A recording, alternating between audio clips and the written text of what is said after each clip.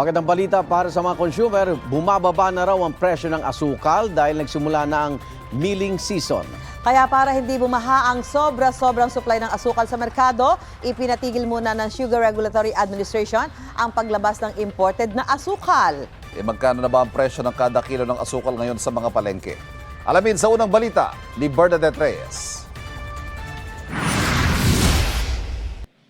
Ang Sugar Regulatory Administration na ang nagsabi, patuloy na bumababa ang farm gate price ng raw sugar. Kaya naman nagpalabas ng kautusan, pigilan muna ang paglabas ng imported na asukal sa merkado para maiwasan ang pagbaha ng sobra-sobrang supply.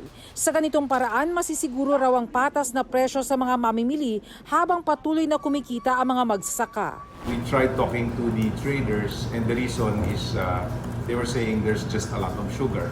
So with that in mind, we felt that we had to regulate and keep some sugar as our buffer. We will hold applications muna until the farm gate prices stabilize, and also what's more important to us is we will see if the farm gate prices decrease, we should also see a decrease in the retail price. Maging sa mga gilingan ng tubo, magkakaiba at malikot ang presyo ng asukal.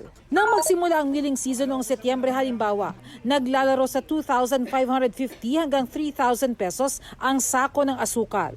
Sa monitoring ng Department of Agriculture, bumababa na ang presyo ng asukal. Sa puting asukal halimbawa, may mabibili na sa halagang 80 pesos kada kilo. Pero dito sa Visayas Wet and Dry Market, mas abot kaya pa ang presyo na nagkakahalaga lang ng 70 pesos kada kilo. Dati brown, tapos ngayon nagbalik na din ako sa puti.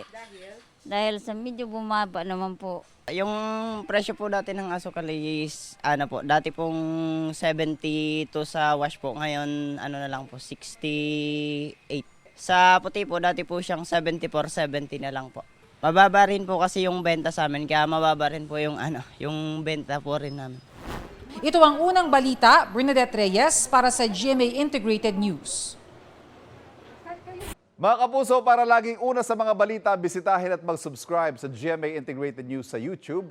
Sa mga kapuso abroad, samahan niyo kami sa GMA Pinoy TV at sa www.gmanews.tv.